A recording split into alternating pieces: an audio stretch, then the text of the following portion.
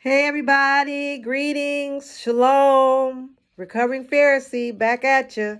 Step number 5 is as follows. We will cease all attempts to apply teaching and rebuke to anyone but ourselves. Again, fair use. This is John Fisher, the recovering Pharisee. Step number 5, we will cease all attempts to apply teaching and rebuke to anyone but ourselves. Not my brother, not my sister, but it's me, oh Lord, standing in the need of prayer. It's me, oh Lord, standing in the need of prayer. Recovering Pharisees have a habit of applying truth to everyone but ourselves. We can clearly see what others need while we have these huge blind spots that stop us from seeing our own vulnerability. This hypocrisy, it kind of creeps in subtly, and it might start out by thinking we're an expert on something, that we know more than others, at least about certain things. The only way to stop this is to apply the truth to ourselves. Most likely, whatever we are angry about in someone else's life might be something we need to deal with in our own lives. Becoming a critic can happen to anyone. Let me say that again. Becoming a critic can happen to anyone at some point in our walk, especially when the newness wears off and we begin to know stuff. Scripture says the one who thinks he or she knows something does not know yet as he ought to know. 1 Corinthians 8:2. It's basically saying that when we know as we ought to know, we become aware of our own ignorance.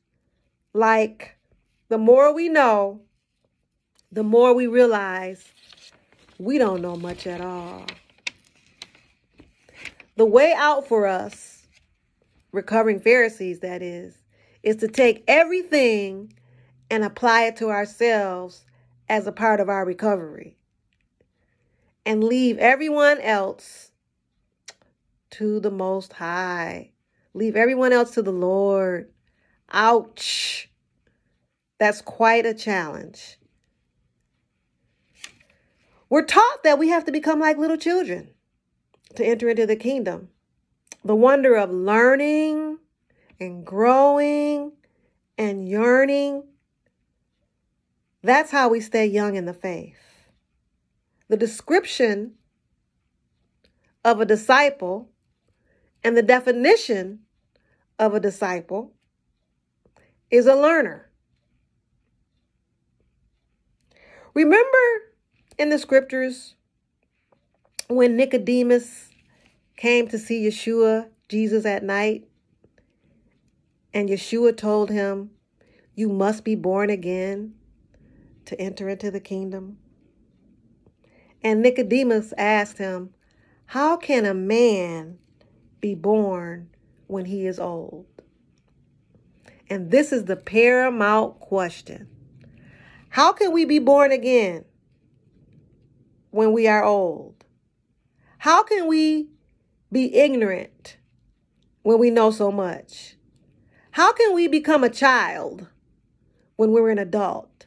How can a teacher become a learner? Well, we have the answer. And the answer is salvation. The answer is the good news, the gospel. We just have to remind ourselves personally to cling to it, working it out with fear and trembling every day of our lives.